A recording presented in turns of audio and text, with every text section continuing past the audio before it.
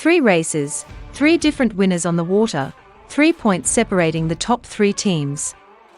Those are the bullet points from the sharp end of the leaderboard in ORCD, and they all portend a great week of racing in the largest class of handicap yachts at 13th edition of Race Week at Newport, presented by Rolex.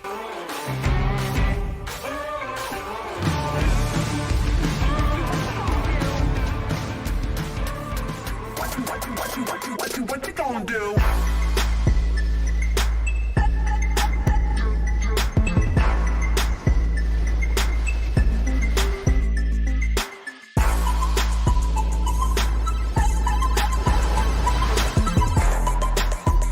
Well, there were some pretty significant shifts on a number of the beats, and we were on the right side of a couple of them and able to get in position for a few others. It's a deep fleet, and there's a lot of great teams here, so we'll have our tough moments too, no doubt. And just being able to grind through those, I think, is going to be the key to success over a long 4-day run.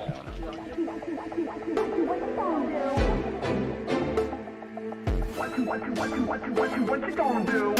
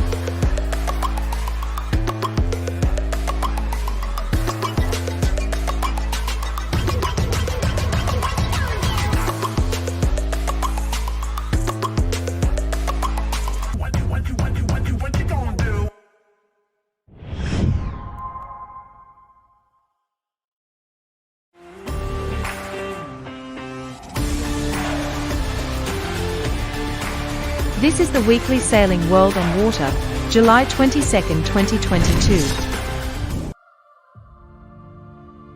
Despite finishing third in the final race, SSL Team Malaysia joined runaway group leaders SSL Team South Africa at the final series in Bahrain this October. Today's the golden day of the 5th qualifying series, with 1 race planned for both groups and each race counting double in points. Ukraine and Singapore had a good start. After a close battle upwind, Thailand led, arriving first at the weather mark, followed by Ukraine. Ukraine almost caught up to Thailand on the downwind. Thailand managed to arrive first at the gate, followed closely by Ukraine. Singapore and South Korea followed and rounded the gate simultaneously.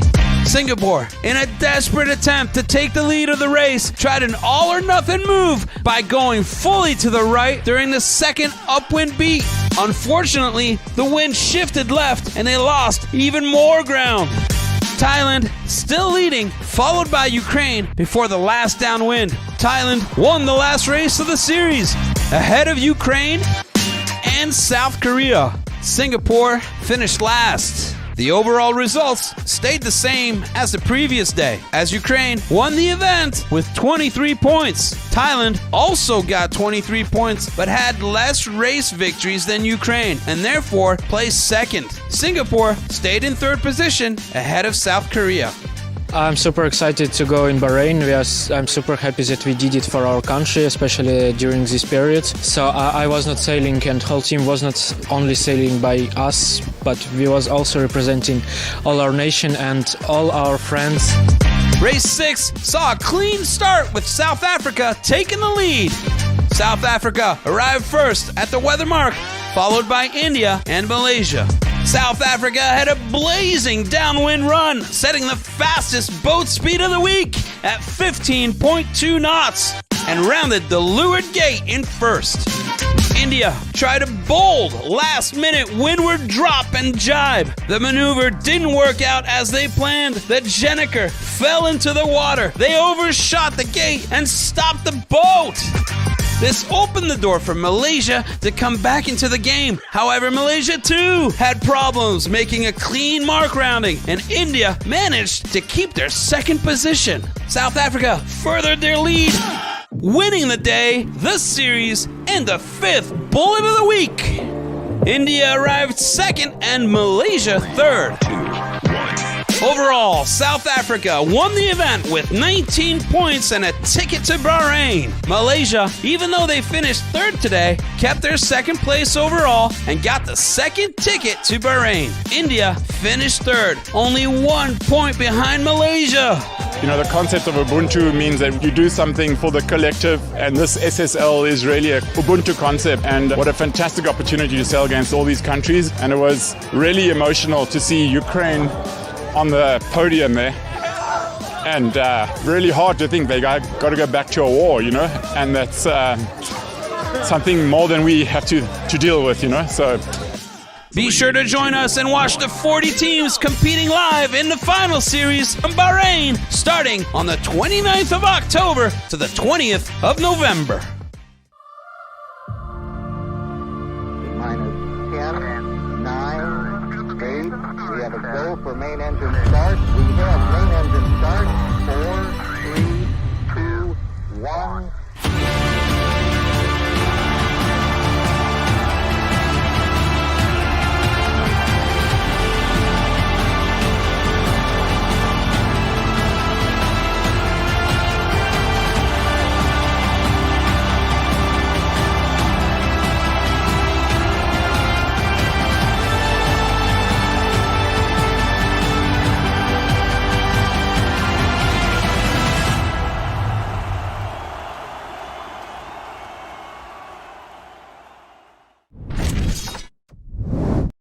With a project as highly contingent on weather and conditions as the Emirates Team New Zealand wind-powered land speed world record attempt, constant evaluation and adjustments of plans are essential to the success of the overall objective. Today we had a chance to have a catch-up as a group on the land speed project. Normally Lake Edna, the whole year is perfectly dry. There's no water in the lake. It's very, very abnormal for it to have water in the lake at all.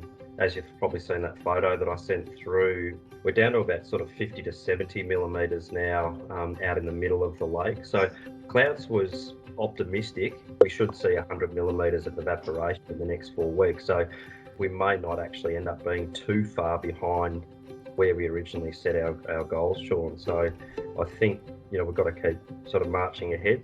So you don't think we need to consider a plan B or a different venue or anything like that at this stage?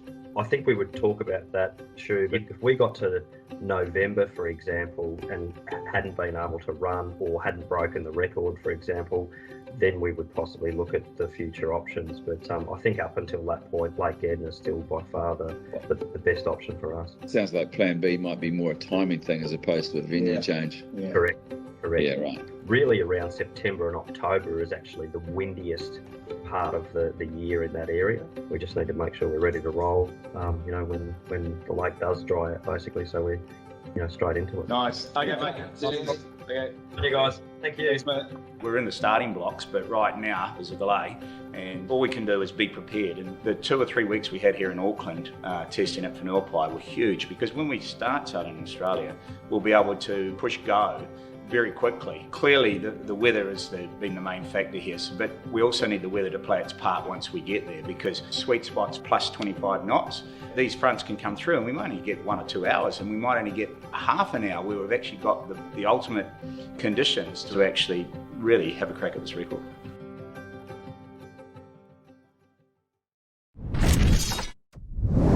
It all came down to this day. With up to 3 races across the 10 classes, no lead was completely safe. The IC37 class, with 24 boats, was the extreme example, but New Wave sailed to the win.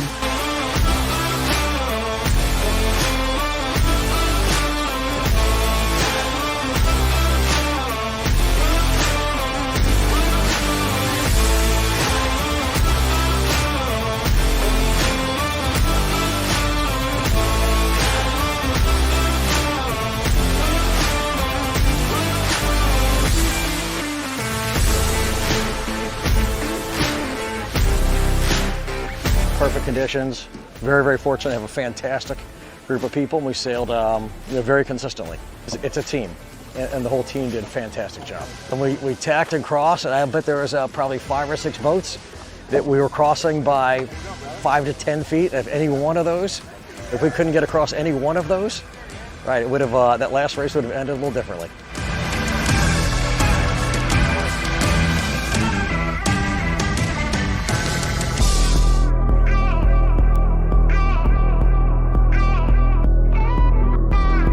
The competition was absolutely fabulous. There were any number of boats that could have won this class. We had to work really, really hard, and we're nervous till the very last race to see if we could hold our lead. So the light conditions this week was a real challenge for us, but I've got great trimmers and a great crew, and they kept the boat moving as fast as we possibly could the whole week.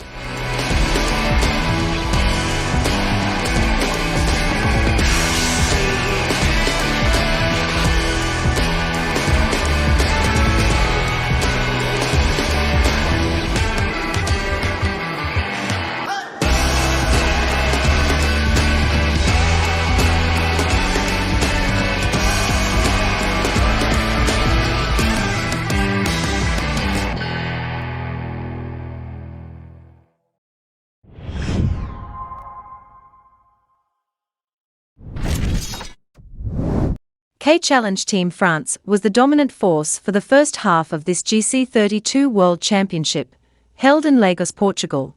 But for the second half, it was Christian Zuerrer's Black Star sailing team, which overtook the French after the third of 4 races. It was not an easy day. In the morning we were 6 points behind K-Challenge. We get out on the water to race our own race. I think we managed today the best we can do. I feel happy. I feel thankful for Marina de Lagos, Sopromar and all the guys, the race committee who made it possible that we can race here in Lagos again.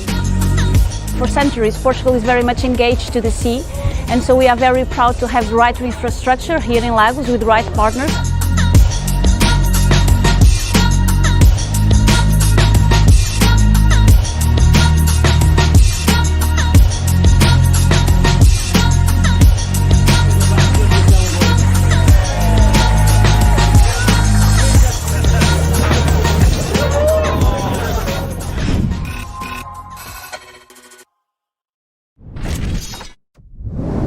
For the past 18 months, Team Malaysia has been building its new Imoca race yacht, Malaysia Sea Explorer. On the 19th of July, after 80,000 work hours, the team is finally ready to roll her out of the hangar and let her touch the water for the first time.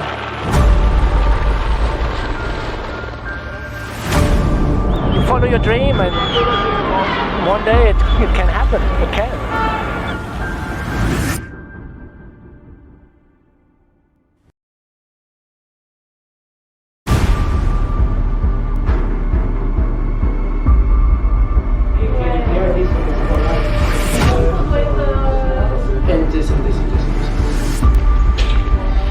Our production manager va amener à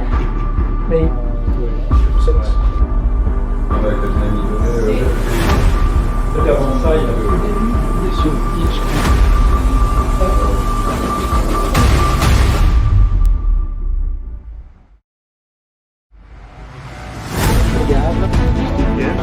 We are in front of Multiplast, the boatyard that's building our new Imoca. We have deadline with the race, plus the fact that we are on a new generation of Imoca boats. Biggest challenge on this project it will be the timeline and make sure that we follow the planning.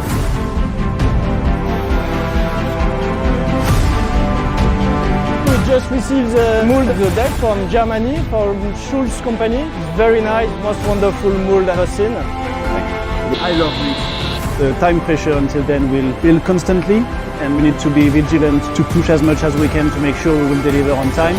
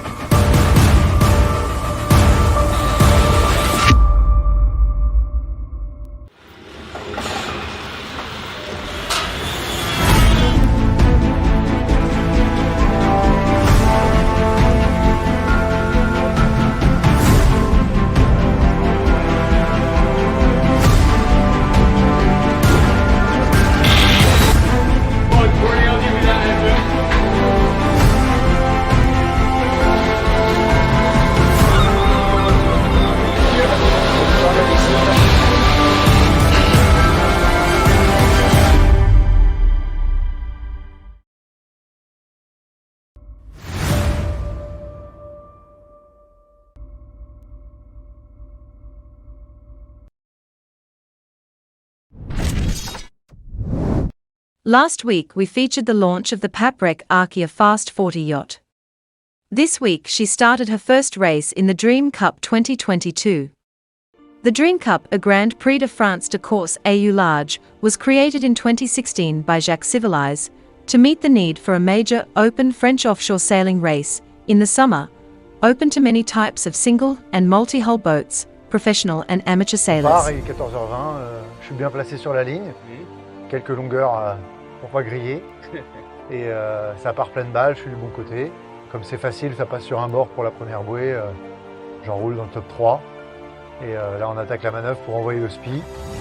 Et voilà, et dès que c'est envoyé, après une bonne suée, un gros effort pour envoyer le spi en tête, enlever la chaussette, le régler, régler tout le bateau, regarder où on va, enfin se poser et puis préparer la suite, l'enrouler de la bouée d'Urville un petit peu plus loin et ensuite un affalage à la bouée d'Urville un peu technique puisqu'on descend le spi pour envoyer le Genac et déployer le Genac et partir vers l'Angleterre.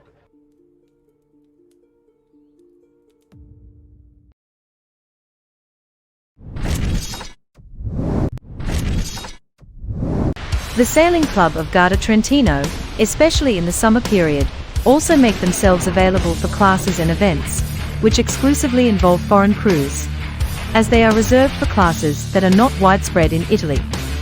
This is what is happening at the Mark IV European Championship of the acrobatic 18-footers from Australia, who are putting on a great show at Circular Vela Arco.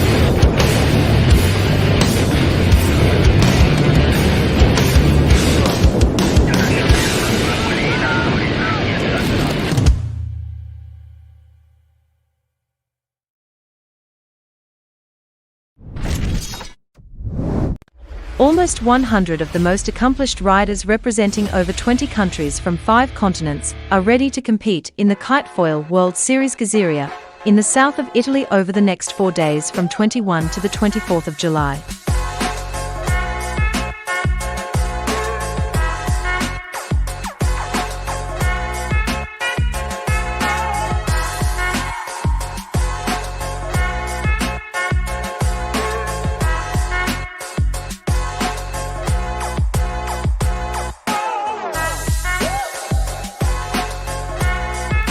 We are here for the Act 2 of the Kitefoil World Series 2022 in Gazzeria. We have such a good forecast for the event. The sun is here, we have a lot of wind.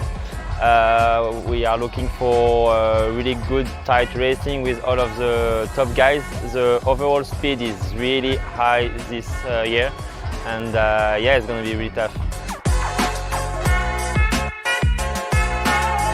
We are here in Gazzeria for the second stop of the 2022 Kitefoil World Series. It's one of my favorite venues of the tour, so I'm very excited to be here. I started kitefoiling internationally and competing internationally back in 2015. And since I won my first World Championship in 2016, I won every single regatta after that up until Lake Tronze, which was the last stop of the Kitefoil World Series. And it was 32 consecutive international regattas, which is quite a lot. But yeah, now the sport is just getting so much more competitive and the margins are closer and the racing is much tighter, which is very exciting and it's great for the sport and really pushes me to become just a better athlete. But now it's just a different game and I really hope that I can come back to this event with a little bit better speed and just better overall. And I'm very much looking forward to getting back to my original winning ways.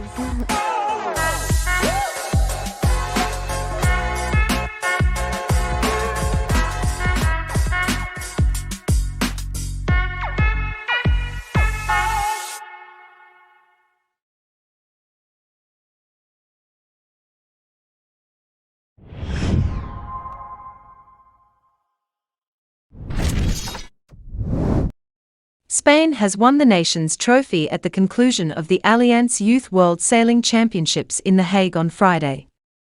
There are 11 new youth sailing world champions across the 11 diverse events contested by this elite group of under-19 sailors. It's a very special race and you can learn a lot from him, especially from this place and the conditions. The fleet is very competitive. We have a lot of different riders, different sailors coming from different countries, and everybody coming with their own way to sail, and it's very beautiful to see all the types of sailing we got here. The week was pretty good. We had pretty good conditions. We had some good days, we had some bad days, but I think we are doing fine. And now we have a little bit of points behind us. So we will try to keep it close and do it as simple as possible. I think it's one of the most important regatta because it's very special and there are the best people of every country. One of our goals this year was to be qualified for this regatta, and we are so excited to be here because everyone is so good and the level is so high. We are very tight, the girls, they are very good. And I think the most important is to do a great start because they are very faster and we have to run the first. Well, it would be an incredible experience for us because we've been training a lot this year. So that would mean that we did a good job.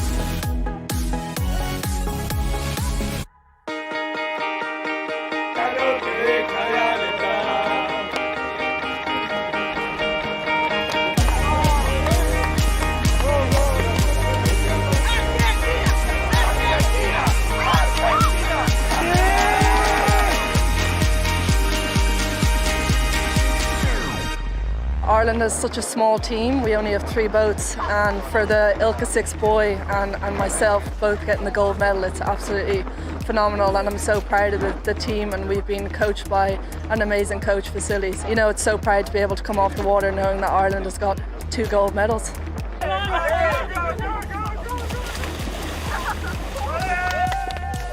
I'm very excited. I can't believe it, really. It's like huge. I don't know how this happened. I can't realize that we have just won. It's amazing. I don't know. We took every day as if it was the first, so it starts over and over again, and we do our best every day and every race, and everything came out good. Yes. Representing Argentina, Amparo Tupenengo Pefaor and Julia Plantin. Representing Great Britain, it's Charlie Dixon.